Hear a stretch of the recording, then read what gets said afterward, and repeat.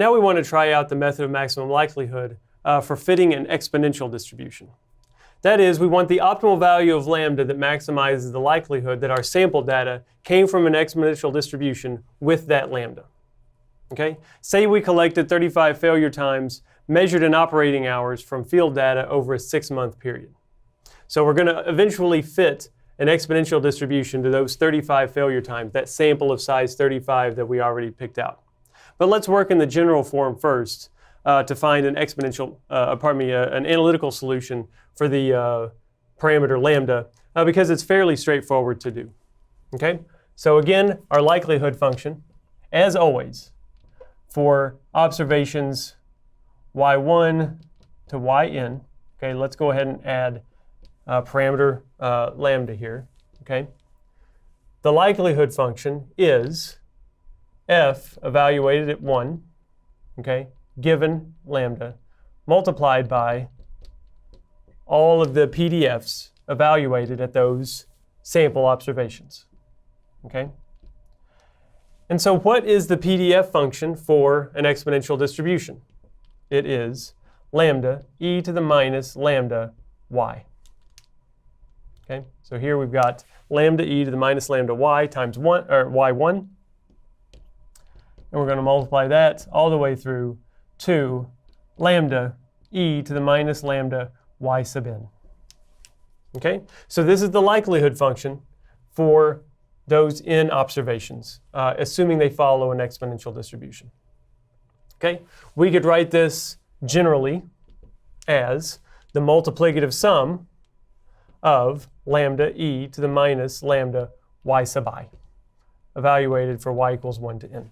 Okay, so we're going to multiply all of those up. This, of course, is the multiplicative version of a sigma for a summation. Okay, so we're going to multiply all of these together. Okay, but we could simplify this a little bit. Okay, we could pull this lambda out because the lambda doesn't vary with I. So that's lambda to the n. We're multiplying a bunch of lambdas together n times. So what did we get? Lambda to the n times the multiplicative sum of what's on the inside, e to the minus lambda y sub I. Okay? And then what happens whenever we multiply a bunch of exponents, a bunch of exponential functions together? Okay? We can rewrite this as e to the lambda, e to the minus lambda, multiplicative, or pardon me, just the summation of y sub i's. Okay? So if we're summing, if we are multiplying a bunch of these together, all we're really doing is just summing up the y sub i's. Okay? We're summing up the lambdas times y sub i's, but we can pull the lambda out front. Okay? So this is the likelihood function for an exponential distribution whenever we have n observations that we think came from that exponential distribution. Okay? So now we take the natural log of L. Take the natural log of this function, lambda to the n times e to the minus lambda sum of y sub i's.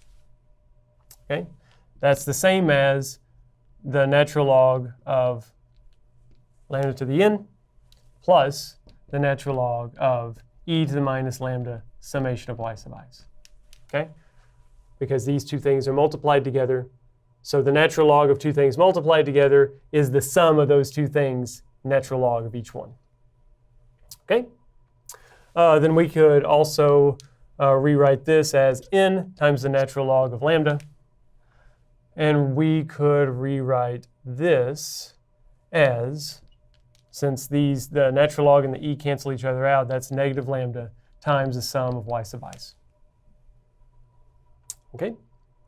So now we've got to take the derivative of this with respect to lambda. Okay?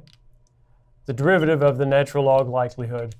That, and so set that equal to 0, solve for lambda. That's the same value of lambda that would maximize this likelihood function.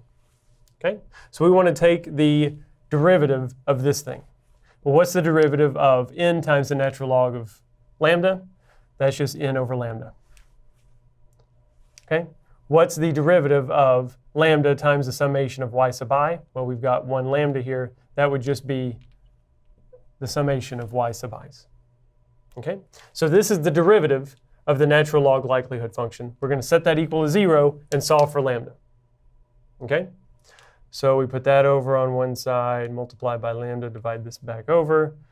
That gives us that lambda is equal to, okay, let me do that again. This over here, that back over. That's n over the sum of y sub i's.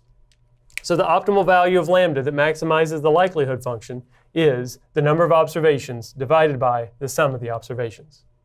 Okay? This is the general form for what lambda should be, the maximum likelihood estimate of lambda that maximizes the likelihood that those n observations came from an exponential distribution. Okay? So now let's solve this for our particular example. So we had 35 observations of failure time data, which you're seeing on the screen, and we want to find the sum of those, the sum of the y sub i's, as it turns out, is 16,981. Okay? And obviously n is equal to 35. We had 35 observations of those. Okay?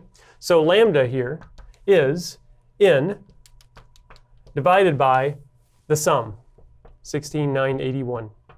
And if we work that out, this is 0.0021. Okay? Failures per hour. Okay? So what's the rate of occurrence of failures per hour? 0.0021 failures per hour. That's our optimal value of lambda. That's the maximum likelihood estimate given those 35 observations of failure times that we assume to be exponentially distributed. So what's the optimal value of lambda that would maximize the likelihood that we pull those 35 observations from an exponential distribution? 0.0021.